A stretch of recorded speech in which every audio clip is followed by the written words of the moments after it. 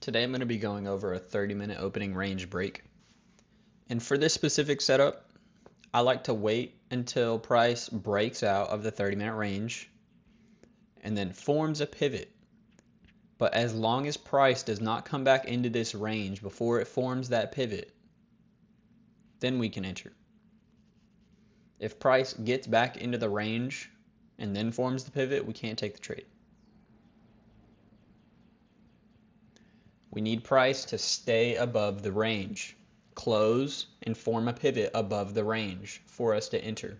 We're going long at 376.80 with our stop place at 374.0. That puts our risk at about 2.80 per share. Instead of just picking a random position size, I like to risk 1% of my account value. So to figure out the position size, I have to take 250 and divide it by my risk per share, which is 280.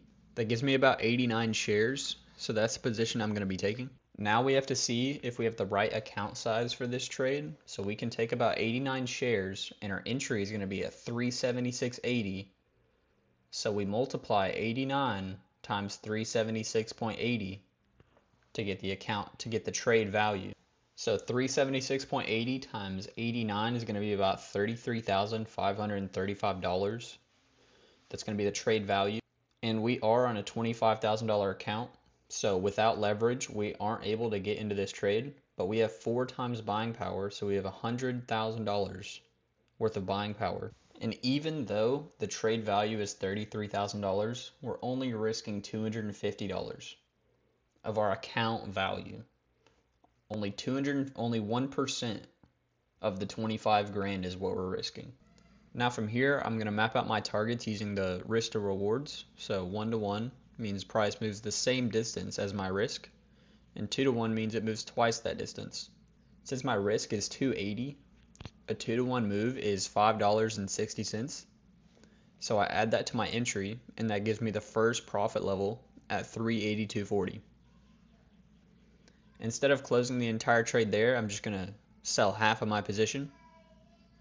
Once price hits 382.40, I sell half of my position, and that's about 44.5 shares. And at that point, I'm roughly locking in $250 in profit. So I've already covered my initial risk and secured the trade. It's basically free. Now this is where the trade really becomes powerful. With half of the position still open, I'm no longer worried about losing the trade. I've already locked in profit. So now all I have to do is just have no emotions and let the rules play out. And that's exactly what happened. Price continued going higher, and instead of exiting early, I stuck to the plan and let the trade play out, and eventually I exit the remaining position at 391.13. From that entry to that exit, the move is about $14.33 per share. On the remaining 44.5 shares, that comes out to roughly $638. So when you combine both parts of the trade, the first initial 2 to 1 risk to reward and the runner, and total profit comes out to about $887. Now if we compare that to the original risk of $250, this trade return was about 3.5 to 1.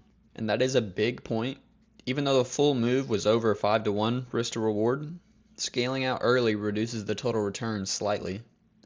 But in exchange, it gives you consistency and protects your downside, which is what actually is going to keep you in the game long term.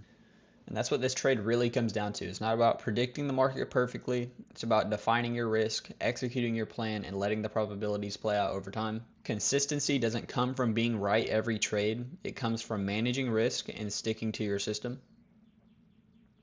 And that's exactly what this trade shows.